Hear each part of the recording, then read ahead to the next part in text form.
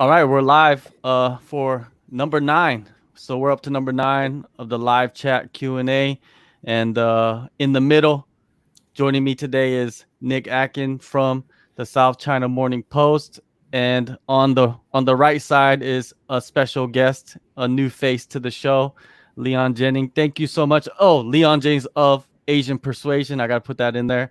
Thank you guys so much for coming on, and we're going to talk about something that you guys are very familiar with, which is One Championship. And One Championship came up with the rankings, and Nick, he's part of the panel that voted on the rankings, and then Leon, he's not part of the panel, such like myself, so we get to talk all we want about it, and Nick has to defend himself. So let's let's get Nick talk about like how the rankings and how did you get on the panel? Break that down, because I'm pretty sure a lot of people are wondering about the panel too.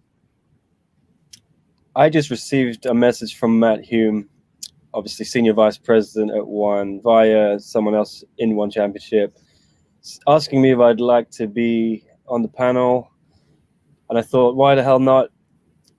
I guess they thought I know something about One Championship when I don't really know much at all.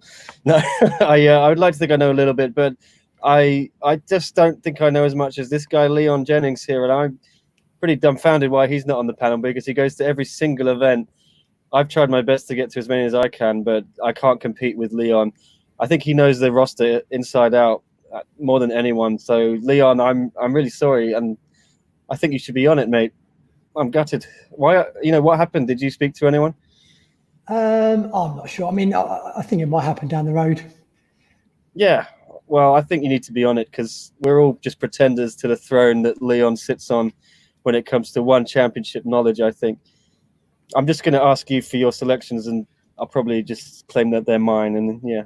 I thought the rankings were brilliant. I mean, I can't wait for all the divisions to have them. Obviously, I think most is it up to lightweight. Yeah, we're missing welterweight, light, heavyweight, middleweight, heavyweight. Yeah. Yeah, well, it's great. Like Leon said, it's great to have the rankings. I've been wanting rankings for so long. Actually, I was gonna do the rankings on my own, but it's just a lot of work. So it's better to just have somebody else do it and let me criticize it. One thing that's clear, I love the rankings. You know what I mean? I love that they're doing it, and I love that they're bringing in all these different people to vote. One thing that I have to say is, one thing is very clear, is that One Championship, there's still a growing promotion. There's still a growing organization. They have some of the best fighters in the world, but when you only have 5 in each division, it shows that we need to have more depth, right? And there's a lot of prospects that need to develop in each division. And that's one thing I want to say before we talk further about the rankings, is that the depth is not there yet, but it's coming. It's coming. It's still how many years has One Championship been around, Leon? 7 or 8 now. Yeah, exactly. The UFC's been around for like 50. 27, is it? I think UFC. Yeah, something like that. Right? They've got about 20 years on the One Championship. Yeah. Exactly. So it's people forget that, because One is so big now, especially this part of the world. People forget that One haven't been around that long. It hasn't. Even other promotions, Ryzen hasn't been around that long either, and people consider them to be a major promotion worldwide, at least. Now, so let's get into the rankings. Of course, we're gonna start from the top, which is the lightweight division. Of course, we have Christian Lee. He is the champion. Probably, man, he's only 21 years old, and last year he just destroyed that division, just crumbled it to pieces. And he was basically a featherweight moving up. Leon, you were at every show. Just talk about like what he accomplished last year, man. You were there. You interviewed him. Talk about him and his swag. He's phenomenal. But in half it's just he loves a challenge. There's no one he would say no to, literally, on any notice. I mean, when he fought Who did he replace? He was on the plane going to Singapore to watch his sister fight, and it was about a year ago. He pulled out. He fought on a week's notice. He fought obviously Daggy. Fokodume or something like that. The Japanese guy. Yeah. And then taking on Daggy and accepting Shinyueki's call out. His nickname's a warrior, and it couldn't be more apt for him, really. But interesting, I mean, we'll talk about the depth in that. The one lightweight division is so stacked that needs more than 5 ranked, because there's some killers that aren't ranked in that division. But like you say, Christian, he's just phenomenal, and he's 21 years old. That is, from what he's done, like I say, featherweight moving up, it's crazy. So, how would you rank the top 5? Of course, there's at least 10 guys you could rank there in the lightweight division. It's the most stacked, in one championship. Number 5, if you look at the rankings right now, I'm pretty sure you guys are looking at it. Do you feel that Yuri Lapicas is the number 1 contender? Do you see that, Nick? I don't see that particularly myself. I think he's just there because they already lined him up to face Christian Lee at the shows that have now been cancelled. Of course, he has been on a tear, and he did get a really good win over Gaffarov. But, you got to think that's a champion from another division. Mm-hmm. Does it really count that much in the lightweight division? But I think a lot of these rankings have just been made because they've had to set them from the start. I think we just got to accept the positions that are there, and then we're going to see some more natural movement once things get going and once fights are happening and shows are happening. Of course, there's going to be a few odd things now. I mean, for me, you look at where's Eddie Alvarez in that list. It's a shame he's not in there, but you could look at something like the women's strawweight rankings, and you've got Angela in there, and she's lost 2 fights in strawweight division. This is just what we're going to have to put up with while you're making rankings. I think there'll be a few bumps along the way, but I think, it'll be a little more clearer once we start having ranked opponents fight each other, if that makes sense, Leon. I agree, yeah. I mean, it needed to be done. It's an interesting time to do it because, like you say, when you create rankings for the first time, they're going to develop over time in the circle, and we might not see any action for a little while, so we might not see the rankings develop from what they are now. I mean, obviously, I think we'll start seeing fights behind closed doors in the next few months, you'd think, but who knows? I mean, this is just the way this whole coronavirus pandemic's developed. It's just been like, I can't imagine trying to run a promotion right now because the goalposts have just been moving from day to day. And at first it just seemed like it was a bit of an inconvenience. And like now it's like this is affecting everyone, not just in MMA, not just in sport, everyone on the planet. And it's a case of doing kind of what's right to maybe, sacrifice some fun now to get past the coronavirus quicker so we can get back to kind of normality. So who would you put at number 1? Because I agree. I don't think Yuri's number 1. He beat Shannon Weirchai, who is not really a top 10 lightweight. He's actually at featherweight now. And then he beat Murat Gaffarov, like Nick mentioned. And he's also a featherweight, a former champ over there. So I'm going to give you my pick for number 1 contender. I feel that if you're going to give someone off the tournament, you know what I mean? I feel like you could put Timothy Nasty Yukin in there, you know what I mean, at number 1, or even Loan Tyanis. If he's not injured, you could put him in there, but he's not even mentioned in the top 5. And but what do you guys think? Nick, let's start with you. Who's the number 1 contender in your eyes? I don't think there is one, and this is just purely because that lightweight tournament. You have to choose, Nick. You can't be on the border. You gotta choose. It was just a mess, the lightweight tournament, and I think by rejigging it the way that they did and having Christian jump in and then beat Daggy in the final, it just gave them more headaches. they probably should have waited, I think, and done Daggy v Eddie. But now, if you're going to make me pick one, yeah, why not Timothy Nostiukin? But I think everyone's got a claim. I think Daggy's got a claim. I think Shinja's got a claim. But I don't really think you can pick anyone. That's my answer. It's a bit weak. Sorry. No, I think that's a good point actually, because it's the most stacked division, not just in one of the most stacked divisions in all MMA. And then the lightweight Grand Prix just had injury after injury, and it just had replacement after replacement. So it's so difficult to say, right, they're the clear number one. I mean, I kind of think it's Daggy in a way, but then we lost to Christian Lee, so that surely knocks him back a bit. I mean, and you could play like Ariel Sexton as well outside. I mean, this is a division that needed more than 5 people in it. But then again, you can't have some divisions with 5, some with 10 in. But that's the trouble with only having 5.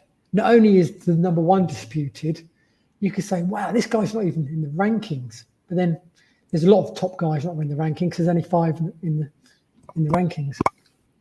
So well, one guy extended this one a bit, to 10 at least. And if it's only just for the sake of having them all be 5, then that makes no sense. Why not have deeper rankings when there are? I guess it exposes that other divisions are shallow, but everyone knows that the heavyweight division, for example, is very shallow and one. And I think play to your strengths. Say, we've got this killer lightweight division that can match any organization in the world. Here's the top 10, and then there's even people outside the top 10 who are pushing in for it.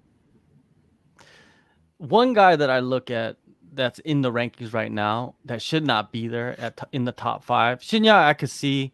Daggy, of course. Who's the other guy in the rankings? Timothy. I don't understand why he would be sitting at number 3. There's so many other guys that have bigger wins, just better resumes.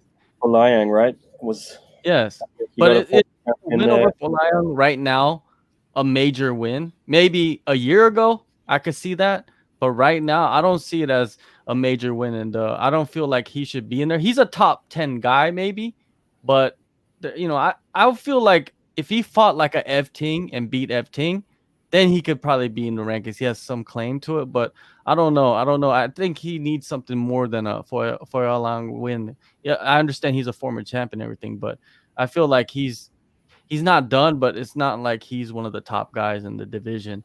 But like you guys, I kind of agree with you guys. It's like no one's really a clear number one contender because we need to see more fights. And one of the fights that they had lined up was Daggy versus Eddie Alvarez. That could have been a number one contender fight. Do you agree with that, Leon? Big time, yeah. That's the fight we've been looking forward to. That's not going to fail to be amazing. Who would you put against Nasty Yukin though? Because he's there, he's healthy, he's ready to go.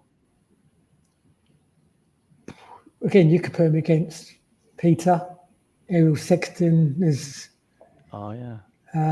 Ariel Sexton is the odd man out. It always seems like, right?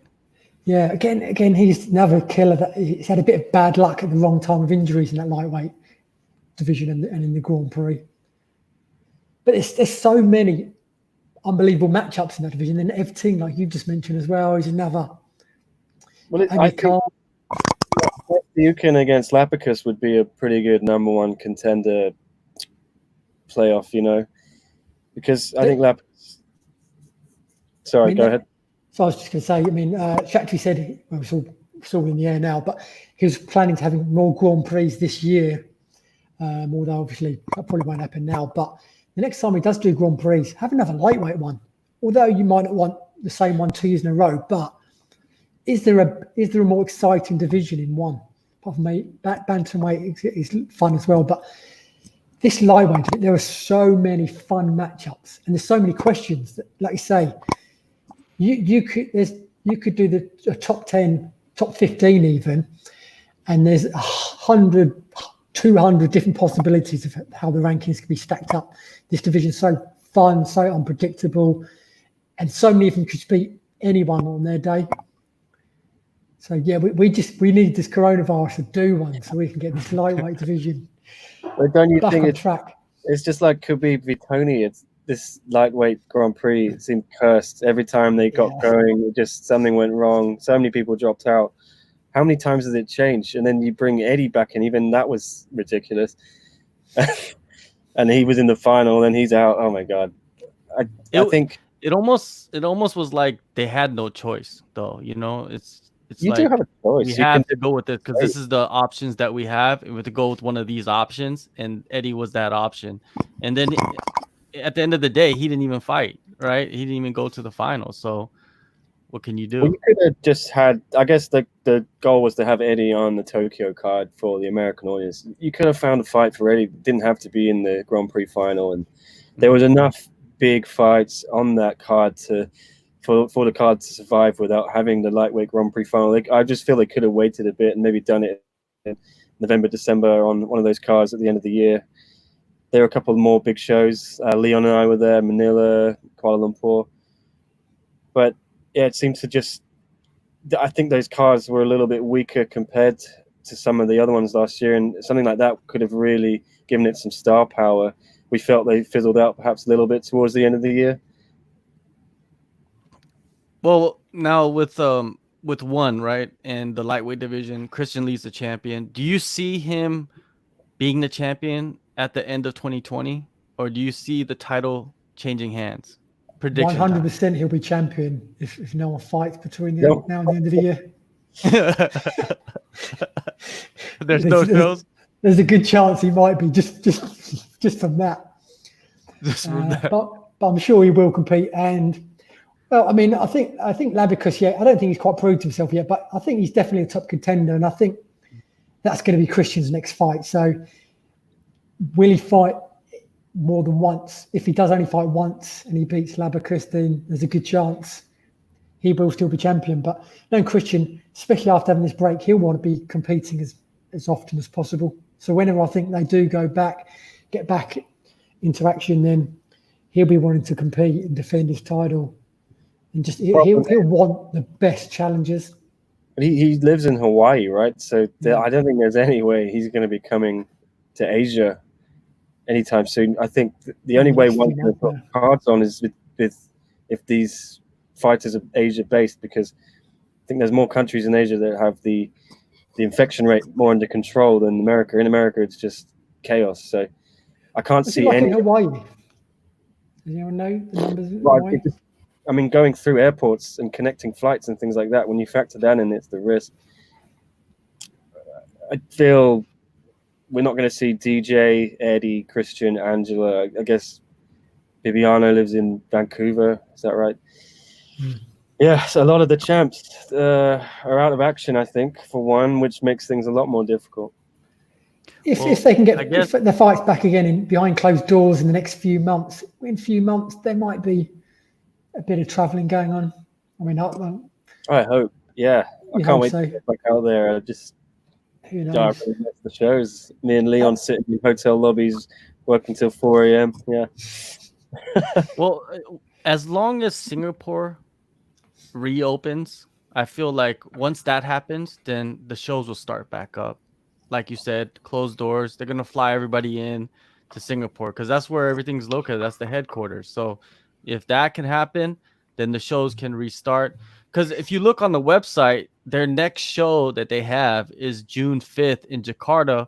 But I just looked up the infection rate and the spread of the coronavirus in Indonesia. It's pretty insane. They're like up to like almost 13,000 infections and like 300 dead. And just today was like 300 new infections. So I don't think it's going to subside anytime soon. So I feel like that event will not happen. But I feel just get Singapore healthy and in control, and then the shows could start back up, and we could see Christian defend his title.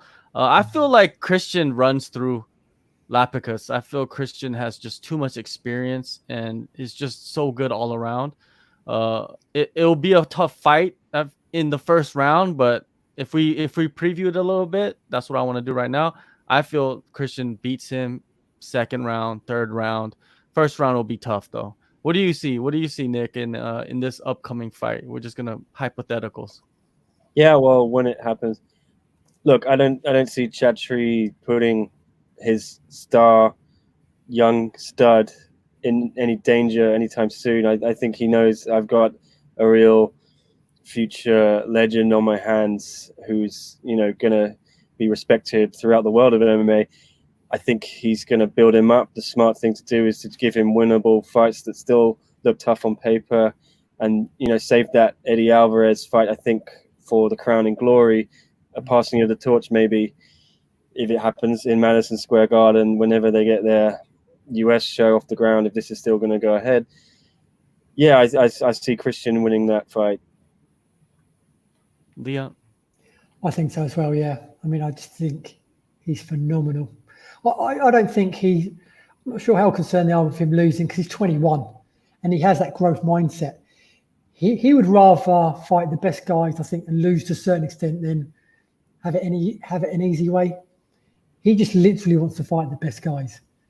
And if he loses, I don't think he'll lose too much stock, because he'll just come back better 2 months later. And he'll come back stronger. We've seen it. Now, there's a question in the chat about, let's see this question. I'm going to put it up on the screen. It says, when Vitor Belfort planning to debut? It says now that he has an opponent, right? He has an opponent. His opponent is, yeah. When is the $1 million question? Nick broke the news. All right. And how do you say his name? I don't even know how to pronounce it. Nick, how do you say his name? Alain Galani. Okay. So, like, this is the battle of the Hulks, right? This is something that is going to be it's going to be earth shattering. Yeah, it seemed like that was going to be happening early this year. I think both Vitor has confirmed it as well now. Alan told me that was in place. I think probably would have seen it already, April. It's a shame. Yeah, I think that could be quite a fun fight, huh? Looks like light heavyweight? Vitor. Heavyweight, this room is. Heavyweight? Oh my I God. bet it's going to be heavyweight and special rules. What do you think the special rules will be? Oh my God. It's going to be striking orientated, I think, but I don't know. I've got no idea, but it's going to be MMA, I think, but with more emphasis on the striking. So I don't know how you can have MMA with more emphasis on striking. You think it's either or it's Muay Thai. Yeah, you might as well just do a Muay Thai with MMA gloves. Yeah, Why? Might be why Muay would you Thai. even dip into it? He's a character. Since he started with one, he announced to the world he's fighting Roy Jones Jr. Yeah. Before I think one knew anything about that, and then he announced he was fighting in a football stadium in Brazil. Mm. I think every time match out to one, they're like, "What he said this, did he?" So I guess Vitor's just really keen. Vitor is Vitor. He said a few times he wants a special rules fight with. In fact, I think he recently called out Vanderlei Silva for a special rules fight, combination of MMA and striking, not MMA and boxing. He said. So, but he's got Alain Galani. Yeah, it's I don't know. I feel like that's a good fight. That's a fun fight. A fun fight. I like fun fights, and if Vitor would have come and got a title shot against Brandon Vera, I wouldn't even be mad about that. Would you be mad about that? Yeah. And what about the rumors of Frank Mir? Frank Mir's he's talking with one championship. There's rumors about that now, and I would love to see him come over. We need some more heavyweights at one. Exactly. Yeah, any heavyweights would be good. And if you get names like Frank Mir versus Vitor Belfort, do you think you would have ever said that 5 years ago? Frank Mir versus Vitor Belfort could be a possibility. Wow, I mean, bring it on. The crazy thing is Vitor. He's been competing at middleweight recently, and now there's talking that he's going to be fighting at heavyweight in his debut. But I mean, it might be light heavyweight. That's just.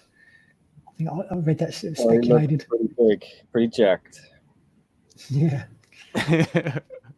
Well, TRT Vitor in the comments, everybody's like, TRT Vitor is back. And I'm like, hey, TRT Vitor, HRT Vitor, I don't care what Vitor it is, as long as he's coming back and he's looking like the Incredible Hulk, and he's fighting your boy. It's all good, man. It's like I said, it's the battle of the Titans. Let's do it. Now, I think the forms are the down. next, yeah. Now, the next division that I wanted to talk about is, I feel like this is probably one of the stacked divisions, is the featherweight division. On top is Martin Nguyen. Man, I just spoke with Martin. I just did an interview, sat down with him for like 30 minutes. You know, he's always a good chat. He's fun to talk to. Yeah, his mind is set on defending the title. There's a couple of guys in line. If you look at the rankings, it says Christian Lee at number 1. He feels like Christian Lee deserved that spot. This is what Martin said, and because he's beaten some decent names in the featherweight division, even though he's the lightweight champ. I feel he didn't say this, but I feel that Christian Lee is not going to fight featherweight anytime soon. Do you guys think he will go down and fight at featherweight anytime soon? Yeah, you do. I do. I mean, when I spoke to him last year after he became lightweight champion, he said he was going to concentrate on the lightweight division. But then the last time I spoke to him, he had bigger plans, and I think he wants that Martin fight back. In his eyes, he was injured, wasn't prepared for that second Martin fight. He told me, so he really wants that fight. And I guess who doesn't want to be a double champ? And I think everyone knows they were going to compete last year in Singapore before Eddie Alvarez pulled out and Christian stood in there at the last minute. So they were going to. Martin hasn't had much luck. So he lost his fight in the last year in Singapore. Then he was supposed to fight again. I think everyone knows this now. Than Lee in April. Coronavirus got in the way of that one. It must be frustrating because he wants to active. He wanted to compete 3 times last year. He wanted to compete lots this year, and he just hasn't competed for ages now. For no fault of his own. 2 back-to-back camps for nothing. Gotta suck. Away from home. But I think one championship, everything they do for a reason, and if they put Christian at number 1, I think they're foreshadowing Christian Lee v. Martin Nguyen sometime soon. Well, whenever we get these fights up again in these events. Well, Christian's got his fight lined up, isn't he, lightweight? Yeah, but I think they were planning. It seemed to me that would have probably happened this year if the world wasn't ending. So, yeah, I can see. I want to see Martin versus Than Lee in Vietnam. I know there's Vietnam. It's a strange. I mean, they're both half Vietnamese, or whatever it is. But the MMA is on the verge of being legalized there now. I mean, I heard it's already legalized. Well, I saw that on Twitter, but I spoke to one about that, and they said it's not that straightforward. So I think it's close. So I mean, that fight in Vietnam would be immense. Yeah. Yeah, that's Martin's dream. That's what he was saying. Is like that if I have to wait, he said if I have to wait a couple more months just to have that fight in Vietnam, then he's gonna wait because that's something that he prioritizes himself. Like if he could defend the title in Vietnam, he says he has a big fan base there. He has a lot of family. He wants to kick off MMA himself, making history, and that's what it's about. He's all about making that history. So hopefully he's able to do that. Wouldn't you as well? You'd want to have a huge event. That would be the biggest thing they could do there, I think. Oh, breaking news! Look on the bottom. Christian Lee told me, Tom Taylor, what's going on, Tom?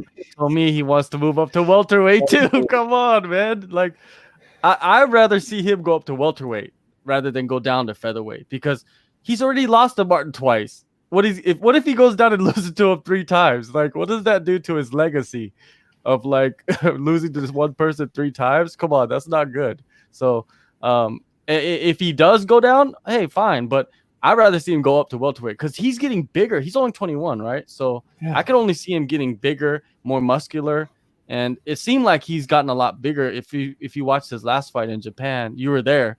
Was he bigger? Was he more muscular? I think so. I mean, it's difficult to tell. I mean, because he's only going to put on a little bit of muscle. Plus, if he's got the back of his mind, he wants to go back to featherweight, then I think even the size he is now, he's still quite a small lightweight. So he'd be really a tiny welterweight. But I was saying earlier, he would go up for the challenge. And again, a bit like when he fought Shinya, he had nothing to lose. He could have lost to Shinya and it wouldn't have ruined his stock at all. He's going up, fighting upper division against the champion. Imagine if he'd done that at welterweight. And I wouldn't put anything beyond him now.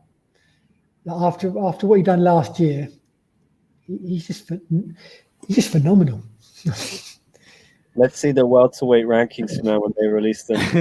Number one, probably. Yeah. Yeah. When the welterweight rankings come out, Christian Lee will be the number one contender, and he'll be like number one contender at a super lightweight. There's gonna be a new division, super lightweight. Yeah. So hey, I'm all for it. Hey, if I'm all for giving fighters the opportunities, even if they might not deserve it. But if it's an opportunity and they take advantage of it, I'm all for that, man. But let's go back to the rankings. If you look at number 5, Gary Tonin is sitting at number 5. Do you believe Gary Tonin is number 5 in the featherweight division? Nick? Yeah, I love Gary Tonin. I think I was really hoping we would see that Gary Tonin v. Martin fight actually before Tony Lee got the title fight. It's interesting because Gary, he said to me, I'm sure he said to a few others who interviewed him, that he had a fight lined up against someone who sounded like a contender, is how he described it. I'm still wondering who that was. I'm trying to figure it out by doing rankings maths, but I can't. I heard. Yeah. My theory on that is I felt like he was either set up against Matsushima, or Yamada. Those two are in the rankings. Number 1 or number 2 and number 4. Yeah, I think like he was going to welcome someone who was unbeaten. He said unbeaten. Oh, really? I think they were unbeaten, and he was going to welcome them to the promotion. Oh, well, yeah. Either way, it's moot point now. But I do think Gary deserves it. He's completely destroyed everyone they put in front of him. It's not his fault that the competition has not been up to standard. I was just really interested to see Gary get a test against someone, of a higher standing on paper, and let's see if he can still destroy them in the first round like he was doing. And he's fighting smarter, I think, not just trying to, box to get some experience on the feet. He knows his weapons are on the ground, and I think Gary is everyone's worst nightmare in that division. I think he's going to be the champion one day. Could come very soon. I'm a big fan of Gary, but I think he does need one more win. I thought Than Lee, 3 knockouts in 3 fights in 1. I thought he did deserve the next title shot. Although, obviously, the fact it was supposed to be last month in KL and it's been obviously cancelled because of coronavirus, that might end up in Vietnam now. So that might be a blessing in disguise. But for Gary, I think he needs one big win. And then I think 1, possibly 2, but definitely 1 big win. And then, like I say, he's a scary prospect for any featherweight. Yeah. It's just like when he goes to the ground, he has I don't know. It just seems like, everybody talks about Damian Maia, but I don't know. I feel like Gary Tonin is more deadly, and he's going to show it as the years goes by that he's just so high level on the ground. But there's always going to be a time where someone comes who can defend the submissions. It's going to happen. And then Gary's going to have to fight on the feet. And I'm waiting for those fights to come later on too. It could be Martin. I mean, Martin is, for me, one of the best pound-for-pound featherweights on the planet. For me, he's one of the best fighters in one championship. And like Gary kind of said, you're better off fighting me now because Gary's just going to improve exponentially as his striking game improves. So it's probably in Martin's best interest for him now. But if there's one fighter on the roster and the featherweight division that can put Gary in his place, it's probably Martin. So that would be an interesting matchup.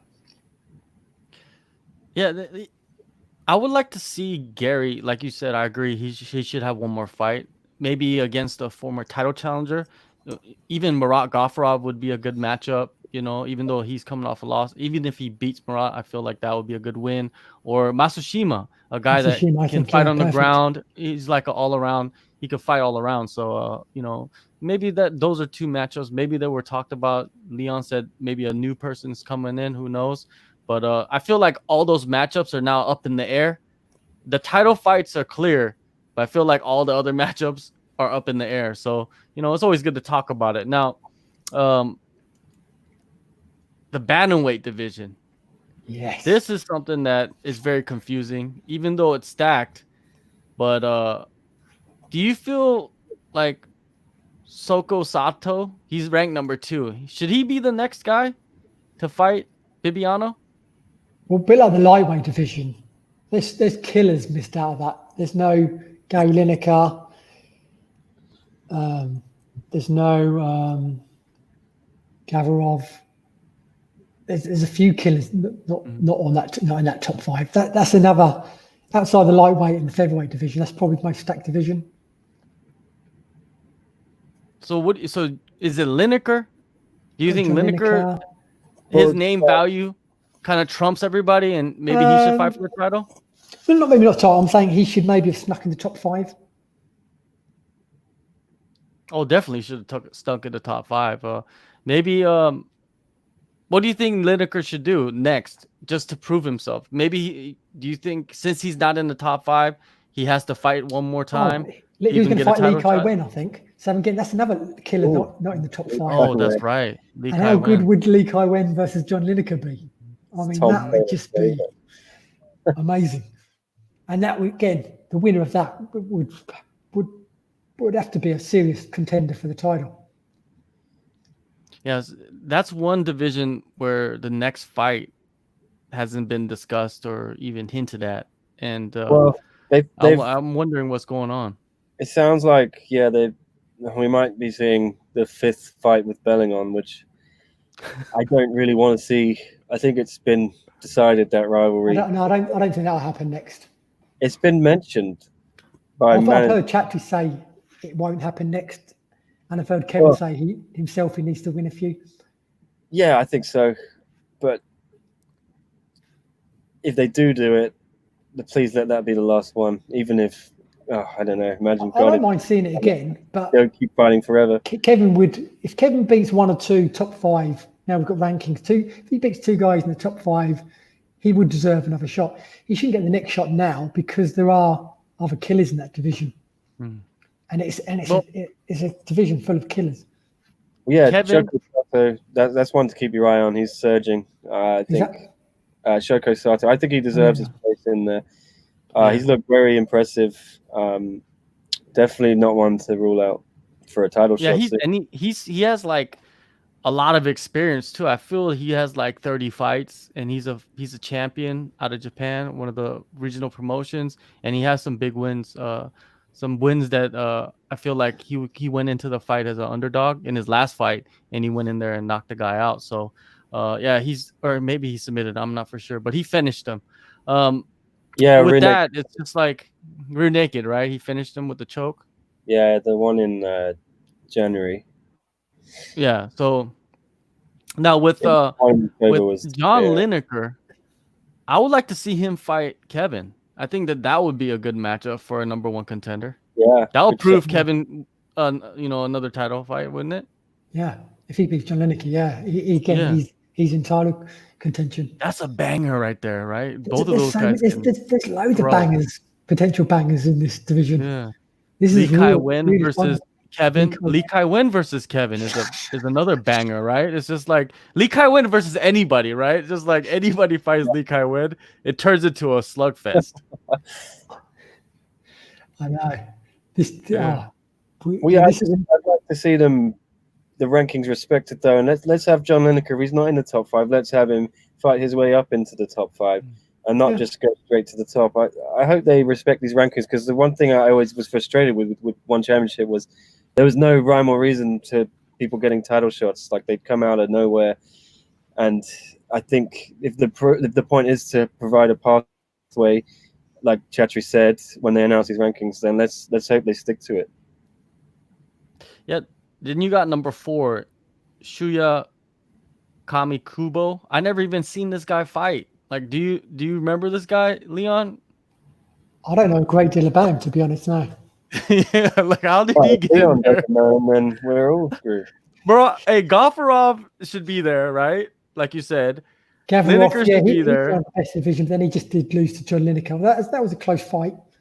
Still, but he's a top contender there anyways, you know what I mean? Even Yeah. though he lost to him. Because Yeah, actually he he's performed. I still thought he did very well against Lineker, he did, even though he yeah. lost. Again, he's another guy that proved how good one championship are when UFC have come over. UFC, Eddie Alvarez have come over, Sage, Northcutt, even Demetrius Johnson's had 3 competitive fights. These guys have come over and they've all had tough times. So Shuya is the guy who beat Bruno, right? Angela Lee's husband. Oh, yeah. I guess that's probably got him some shine and got him in the rankings there. Yeah, He's quite new on the scene, I think, or fairly new. But yeah, he looked brilliant against Bruno. Just yeah. All right, well, let's go into the women's division, which is I guess the most stacked women's division would be the atomweight division. Angela Lee, she's sitting on top. She's most likely gonna fight Denise Zamboanga. Hey, talk about Denise. You know what I mean? What a rise, like meteoric rise from being a debut fighter and winning 2 fights, and now she's fighting for the title. Like, and with only she has less than 10 fights total. I feel that's crazy. She's 9-0 now, is she? Or Yeah, 10-0? 9-0. Yeah, I mean, she came in and fought Gian Radzuin, who's at the top and still is one of the top contenders in that division. Beat her, and then the way she beat Mei Yamaguchi. I mean, even Angela didn't beat her anywhere near that convincingly. I mean, it was just one-sided for 3 rounds. Did that shock you a little bit, Nick, when you saw that fight? Because I like Mei Yamaguchi. I feel like she's one of the top fighters in that division. But Denise going in there and just and think about how much experience Mei Yamaguchi has. How much experience is like triple, right? What Denise has, and she went in there and pretty much just put on a mollywop clinic on the ground. Amazing gangster. Feel bad for May. I was banging the drum for a while that she deserved a title shot against Angela, but Angela was obviously tied up in 2019 with the strawweight stuff. And now I think poor old May's gone to the back of the queue, perhaps slightly unfairly, but yeah, you can't argue with it. Denise put the beat down on her, like you said. I was pretty shocked. I didn't see that coming. It was utterly convincing. And you know what? I think Angela's got a fight on her hands. How do you think she would do, Leon? Wow, I think that'd be an interesting matchup. Yeah. I think Angela, she showed her stock went up in her last fight, the way to come back from 2 defeats and to beat Jiang Jingnan. Incredible. But then Denise, she looks phenomenal. So, yeah, that could be a really interesting matchup. It is. It's completely interesting, and I feel like Angela Lee goes in as the favorite, and of course Denise is the underdog. But that fight, I don't know. Denise is someone that's just gonna go in there and fight, and she doesn't care who you are. And she doesn't care. Like, it's like, we're gonna fight. It's a fist fight. Like, we're throwing down. That's her attitude, right? But one thing I noticed about Denise is I've interviewed her a few times, and she really looks up to Angela, and that could be a factor in this fight too. It's like she could be starstruck when she enters that circle. Like, oh my God, what am I doing here? I'm fighting her. Like, I looked up to her. You know, she said she sent Angela Lee a message like years ago, when Angela Lee was the champ, you know, when she became the champ, and like, oh, I'm your fan, blah, blah, blah. And I was like, dang, you go from that to now you're fighting her for the title. That's a pretty insane ride. She told me she was her idol. But what might actually help her a little bit is there's a good chance that will go ahead behind closed doors. Mhm. So she beat May in Singapore behind closed doors. She's got experience of that now. That might come to advantage a little bit. So not only is she not fighting her idol and in front of 10,000 odd people, that might help a little bit. Although, like you say, nothing seems to bother her anyway. So I think she'll go. She's got a good combination. She's got the Filipino blood in her, and she trains in Thailand. So and trained to stamp. So that's a good combination. I was going to say, training with Stamp, that's pretty good in terms of striking her. Yeah. I feel like if there would be another champion, Denise would be the one because she's Filipino, and that's a big market for one championship. You know, if she does have that belt wrapped around her waist, it's huge for Denise and her like she could become a major star out there. You know what I mean? Like Yeah, it's very it's marketable. easy. Marketable. That's right. That's the key word. Now, if you look at the screen, there's a question right there. It says, "I see Meng Bo is ranked number 2 in the women's atomweight. How do you think she would do against Angela Lee?" It's hard to say. What do you think, Nick? Yeah, I'm with you. I'm on the fence. I don't know how that would play out. I think Mengbo is an exciting one. Obviously, the only woman to beat Zhang Weili, obviously a long time ago, before Zhang Weili went on the whatever 21 fights win streak. I think if Angela gets by Denise, yeah, let's have Angela clean out this division a little bit and either make up her mind and stay at atomweight or move up to strawweight permanently. If she's going to stay at atomweight, I think she's got to stop holding up the queue. Let's have her fight. Let's have her fight Denise, and let's have her fight Mengbo. And yeah, once she's maybe cleaned out that division a little more, she can maybe decisively move up to strawweight. I think Angela's probably going to come out on top against Meng and Denise, but I want to see her prove it. I think it'd be good for one and for Angela just to dominate a little bit instead of risking another loss at strawweight, because 3 defeats in one division definitely is a black mark against you, and I think it would be questionable to keep her in the strawweight rankings. I'm already wondering why she's in there now. That's the number 1 goal, to win the strawweight division, strawweight title. So she's fighting Denise next. I would imagine her fight after that would be for the strawweight. Although, like you say, it'd be nice to see her fight Denise, and if she wins that, fight Meng, and then move up, go back up to strawweight. But she certainly needs to compete in atomweight next to get that division moving along again.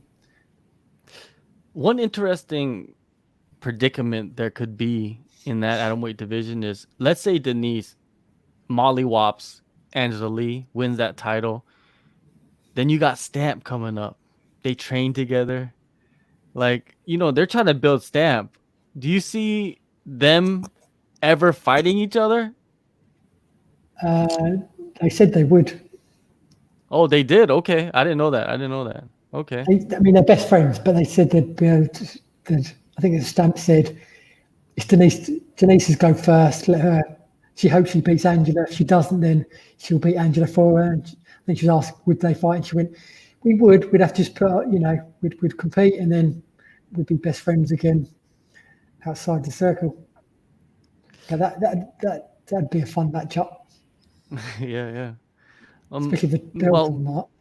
Going back to Meng Bo, the only problem I have with her being in the rankings, even though she is very good, she hasn't fought very much at all in the last couple of years. I think she's fought once in I don't even know how many years. It's like she's been injured or she's canceled. I think she canceled her fight with Mei Yamaguchi 3 times. So, Really? so it's like I don't know. Like, I think that there's other fighters that could probably take that position in the rankings, but we'll see what happens. Let's see. Fight night picks.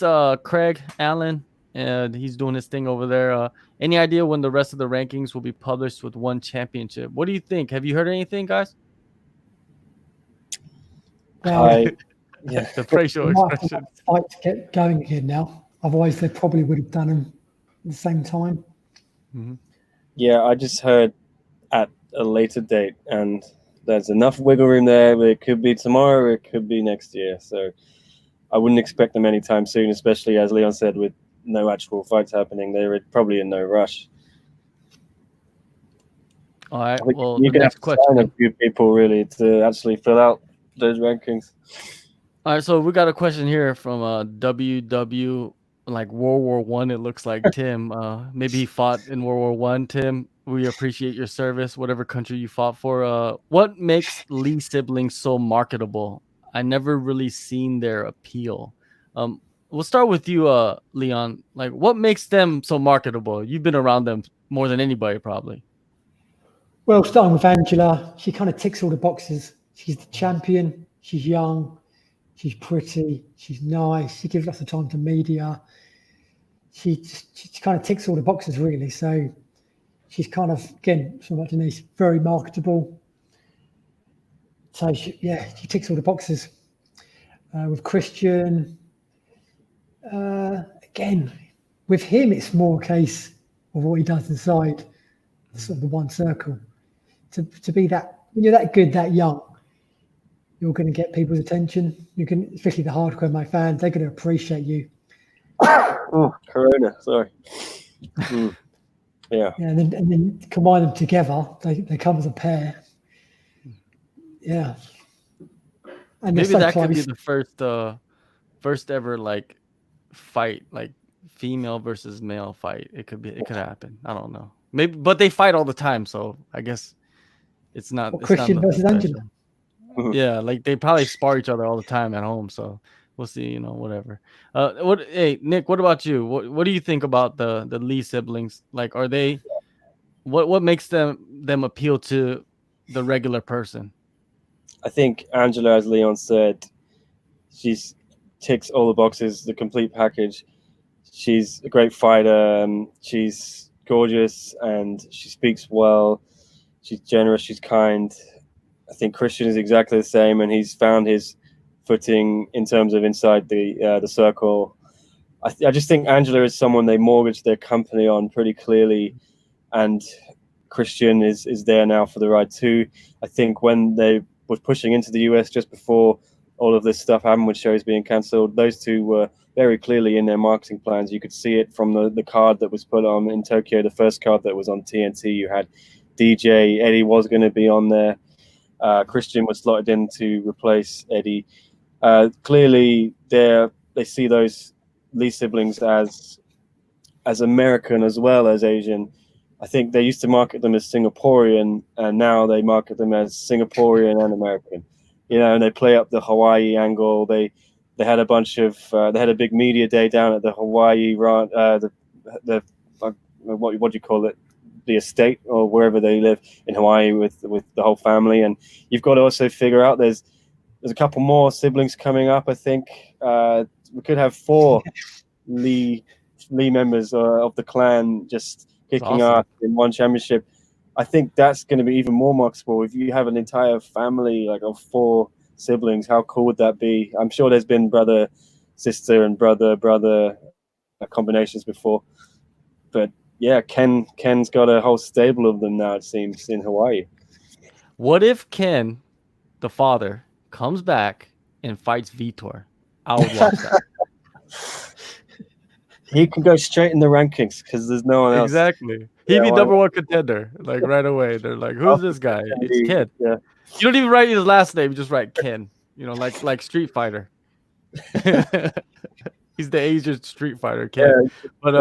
Yeah, but one thing about Angela, to piggyback off what you guys said, is she has the $1 million smile.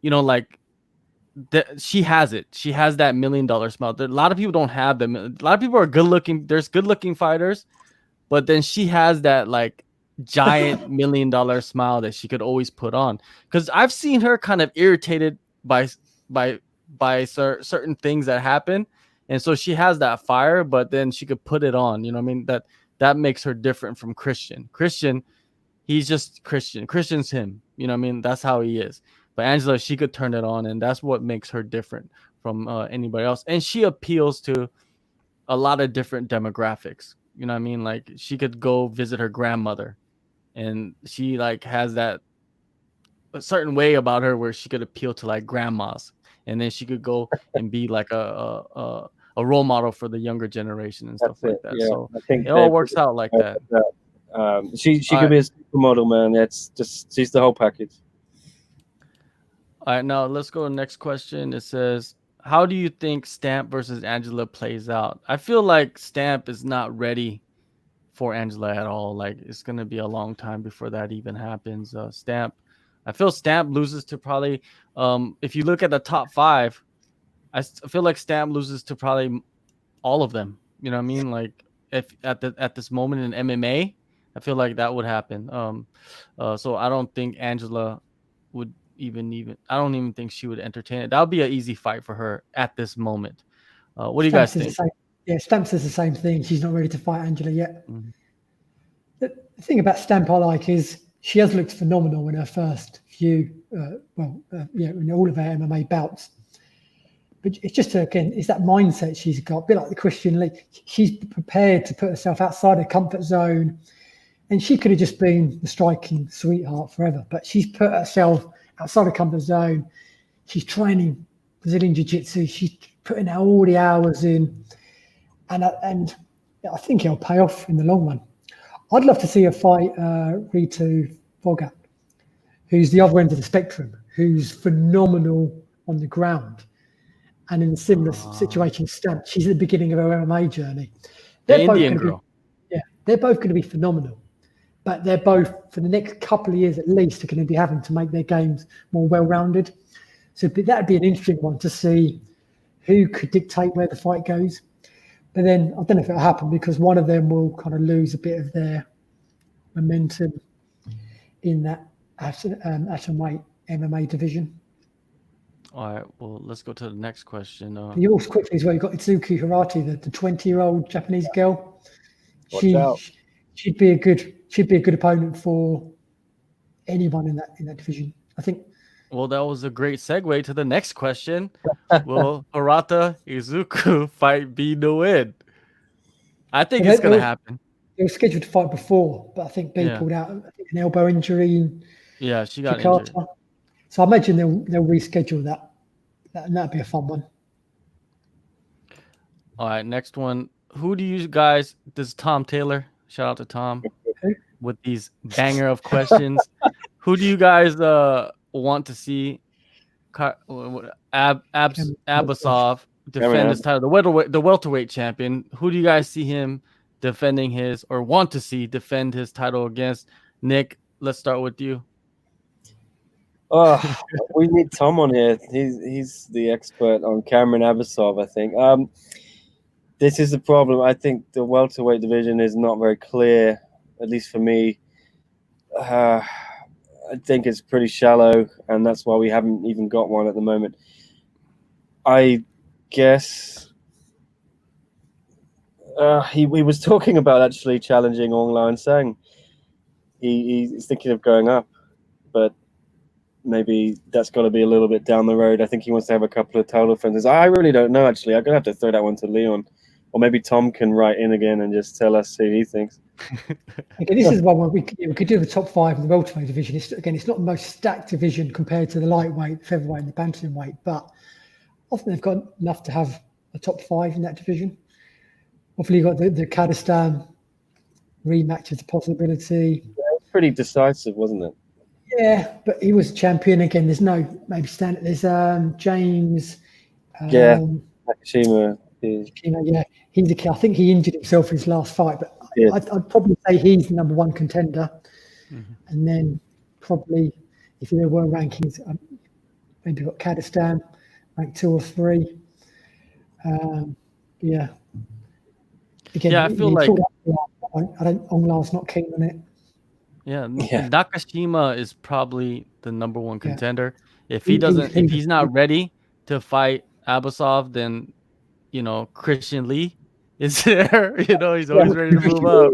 And then you've got and then you got like you said, Ong as well. I've heard whispers of Ong wanting to go down to welterweight and be triple champ. And hey, who can stop Ung? You know what I mean? Ung is the man. He could do whatever he wants. You know what I mean? He could be quadruple champ, welterweight, middleweight, light heavyweight, and heavyweight. I would love to see that happen. And I think that if a guy could do it, he'd be the guy. Do you guys think so? I don't know if he'd go down a welterweight with the one weighing in system. You can't just kill your body to get down to a weight, even if it's physically possible.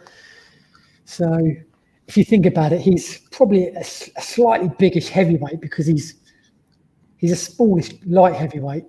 So he'd be a struggle for him because he's a big old boy. Struggle for him to get down to welterweight. He walks around pretty heavy, I think, so welterweight would be a struggle. Yeah, I'm sure it'd be fun. Why not? Abasov's a killer, but if Abasov went up to middleweight and challenged Dong La, I don't think that'd end too well, personally. Yeah. I mean, Abasov's tough, but they look like a big size difference to me. Although obviously, Abasov it just seems like Ung is in his prime, like at the peak of his prime right now, to where it's gonna take a lot to beat him. And I don't see a lot of the guys on the roster being able to beat him, not even having, a slight chance. But you never know, man. It's fighting. That's why we watch the fights, because you never know what's gonna happen at the end of the day. We've hit the 1 hour mark. Usually I do 1 hour, but I wanted to ask a couple more questions, my questions to you guys before we shut it down. The first question is, who you guys see as the next big star in one championship? Someone that's like coming up the ranks right now, any division, but they check all the boxes. You know what I mean? They're marketable. They have the talent. They're willing to improve. They're willing to take the chance of fighting the bigger names. Who do you see? We'll start with you, Leon. That's a good question. It's difficult to say, man. Apart from the ones we've already spoke about tonight, the Denises, I think Lee Kai Wen. I think he's going to be. It's more for me. There's a few divisions that are so exciting, and there's potential 5 to 10 guys that could just suddenly just take it to the next level and become superstars. If there wasn't this silly virus going around. But individuals, I don't know, who do you think, Nick? I'll have a little think. It's a good question. I think on a local level, if you want to have a market, in one market, I think Lito Adiwang from Team Lakai, he could be a real star. But then you've got that inevitable showdown with Joshua Passia, and that's going to be, teammates v teammates. It's a tough one. But I think Lito is probably the best prospect they've got. And as we were talking about earlier, the Filipinos, they love their stars down there. The shows are always packed when we're there. There's always a huge crowd. And I think they're really one of one's big four markets. But if you're thinking wider world of MMA, I do think Gary Tonin, he talks so well. He's such a wacky, crazy guy. I think he's marketable, and he does everything. He talks to everyone. He goes on every show. I think he's got bridges to guys in other organizations, and I think he's got potential superstar appeal. Just depends how one want to use him. Do they want to push him to the moon?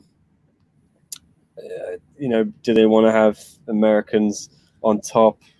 We'll see. I think if they get behind him, he's definitely got a casual, hardcore MMA fans already, but I think he can appeal to casual fans too. He's just a likable guy. He kind of reminds me a bit of some ways of Ben Askren in terms of that wacky conspiracy theory stuff. Maybe just he's good with the memes on internet and things like that.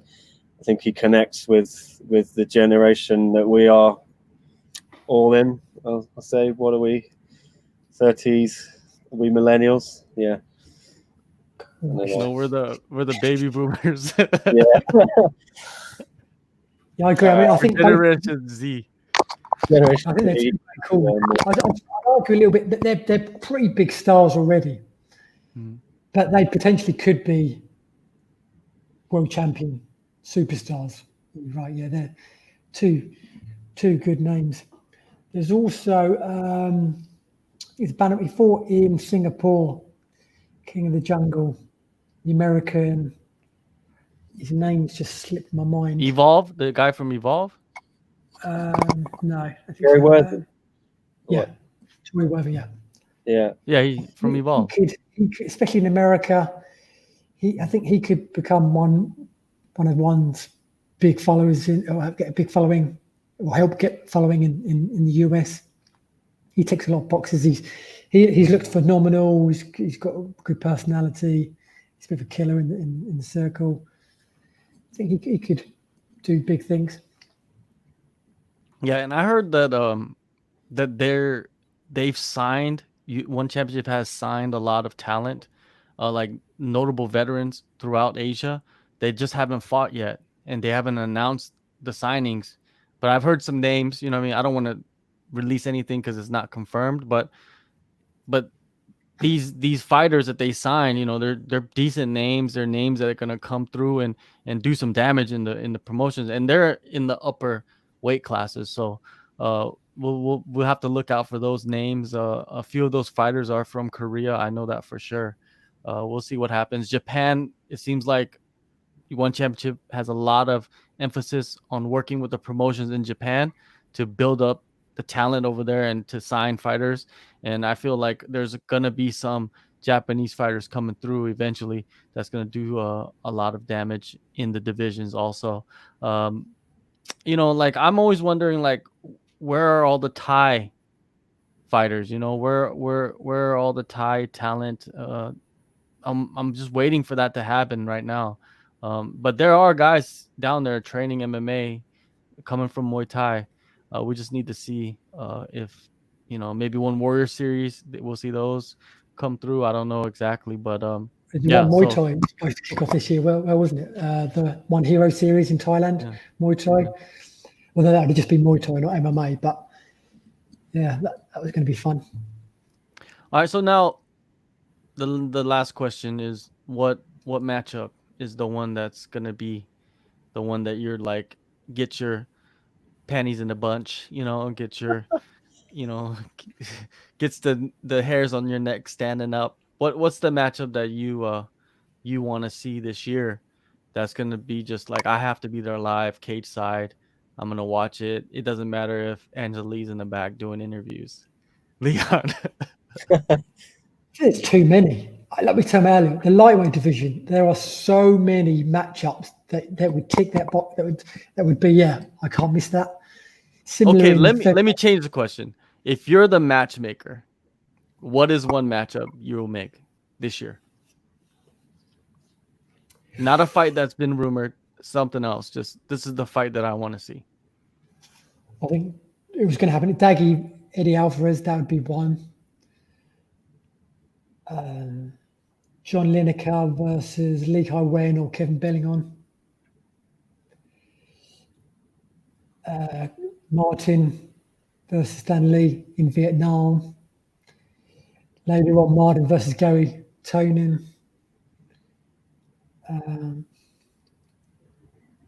There's a few. I think for me, there's one clear fight I want to see, which I think has wider appeal. I think that is Eddie Alvarez and Christian Lee. How do we get there? I don't know. Does Eddie need to win one more? I felt like they were setting him up to fight Christian by putting him against Daggy, hoping he gets that win over Daggy. Christian gets that win over Yuri Lapkus. Then we got this dream fight, and if they were going to fight, it might have been in Madison Square Garden or wherever the hell they were going to do the US show. I think that's just something that's got huge appeal. You see Chatri bigging up Christian as, you know, he can beat Khabib. I think if you know, put your money where your mouth is, we've got to see Christian beat a guy like Eddie first before we talk about Khabib, a former UFC champion. I think that's a real barometer for where Christian's ability is at. If he beats Eddie, I think then we can start talking about the other stuff like Khabib. But I think that generates huge interest for one championship if they do that fight, especially in the US or on a network, a US network like TNT. I think that's the biggest fight they can do.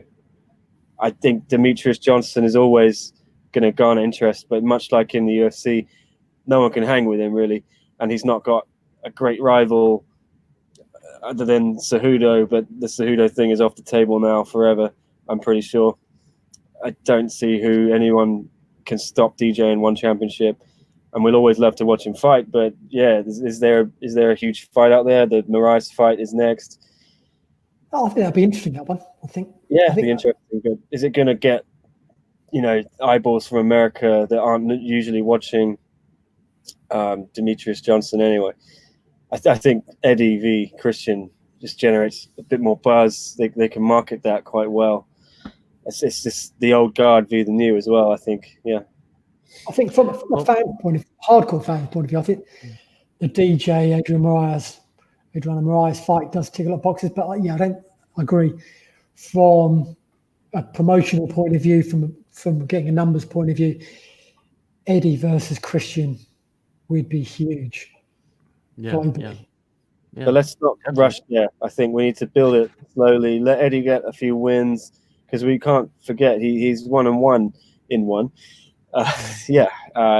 Looked impressive against Hyon, but we can't forget he got knocked out pretty badly in his first fight by Timothy Nuster. You could say, I'd like to see Eddie get maybe 2 more wins before Christian, 1 at least, because you don't want to waste Eddie Alvarez. He's not got many years left, so I think one need to be smart how they use him. I'm just wondering if we're going to see Demetrius Johnson repeat what he did in the UFC in one championship, which is win 13 title fights in a row, which would make him undeniably a GOAT. You know what I mean? Even though he's a GOAT already, it's just if he does that in one championship, if he wins 13, just rematches and all that, and they're bringing in guys from Antarctica and to fight him at flyweight, like I want to see if that happens. Like I'm very interested to see that and see what or if Adriano could just put a halt to that automatically in that next fight. Just boom, Adriano just becomes one of the best in the division in the world just by beating Mighty Mouse. But hey, and all of this is just hypotheticals because there's no events going on. But on the bright side, what I'm hearing is that there's going to be a few shows happening at the end of the month in Korea, MMA shows, and Japan also has some shows scheduled for the end of the month. Japan has been doing shows the last couple of months here and there. So it's a good sign for those 2 countries, but I don't see one championship flying out to Korea or Japan anytime soon. I feel like if they do a show, it's going to be in Singapore, and hopefully Singapore is okay and they get better and they open it up and everybody could go in and we could enjoy the one super app, because I love that thing, because you just watch everything for free, and who does not love free stuff? You know what I mean? I love free stuff. Hey, Nick, one needs to place, man. Hong Kong, the lockdown is over pretty much. Everything getting back to normal this week. I'm back in my office here. All the shops, the bars, malls, things like that opening up again on Friday. Come do a show in Hong Kong. Yeah, we'll put the Panther in the main event. Go on. Yeah. Leon, how about you? What is your situation in Malaysia? I've just been on lockdown for the last, I think, 6 weeks or so now. More than that, I think about 7 weeks. They've extended it for another week, but they keep extending it. So I'm literally just going with the flow. When it happens, it happens. But they've been really strict here. They've like been arresting people for leaving their houses for no reason. I live my life in quarantine anyway, just working. Yeah. Laptop in my apartment, man. Anyway, so it hasn't made too much difference to me. But apart from missing all these one championship events to go to, but we'll be back at some point. Yeah, hey, everybody that's watching, make sure to go subscribe to Asian Persuasion on YouTube. go like their stuff, comment, go follow them on Twitter, Facebook, and all of that stuff. Follow Leon, Nick. Go to South China Morning Post MMA. Is it MMA or martial arts? Well, we're rebranding to MMA from martial arts. Okay, Hopefully, MMA. we'll have a whole new website soon. Our own big subsection on scmp.com. I had a bit of a meeting today about that, just trying to make it as good as possible before we roll it out. But obviously, there's a few more pressing matters for everyone at the moment. It's been put a bit delayed, but yeah, hoping to roll that out soon and really start getting things rolling on SCMP as a powerful force in the world of MMA. But I'm always going to be in a battle with this guy Leon. Definitely. Well, every follow show, them. You know what I mean? the brain of Asian MMA. Yeah, follow them on all the platforms. Subscribe to their channels. Subscribe to this channel. Hey, Leon, you got anything coming up? Like any interviews coming out soon? You could plug. I'm going to start. I've been resting. I've actually had coronavirus the last 5 or so weeks, and I haven't really felt ill or anything, but it's affected my throat talking. So this is the first time I've spoken out loud for about 2 or 3 weeks. So now I know I can talk again. I'm going to start rolling out some Right. fun interviews. I think. Get on the phone. Any articles, Nick? Any interviews coming out on SCMP? Well, yeah, I'm about to do the UFC 249 media day, I think, tomorrow, the virtual media day. So that's be 11 p.m. around about this time till 3 a.m. Yeah, good luck, eh? Probably won't sleep till 9 a.m. tomorrow. Yeah, just it's all back on, all hands on deck with UFC against starting their shows up now. Just hope One Championship can get back as soon as possible because I love covering One as well. Yeah, that's my goal. Sorry, I'm sure that's their goal. Sorry, someone's ringing me. I've just been distracted. It's been pretty crazy. The world's come to a standstill. Everyone's been moaning about being bored, not doing anything. Yeah. I've been grinding out 16 hours a day still because the MMA world just hasn't really stopped. There's a few quiet days, but there's still interviews going on and trash talking and rumors of fights and fight nights happening and cancelled and happening. It's been pretty non-stop in the MMA world. So Nick, you got some podcasts so coming out soon, like live streams, all that stuff. So expect a lot from him.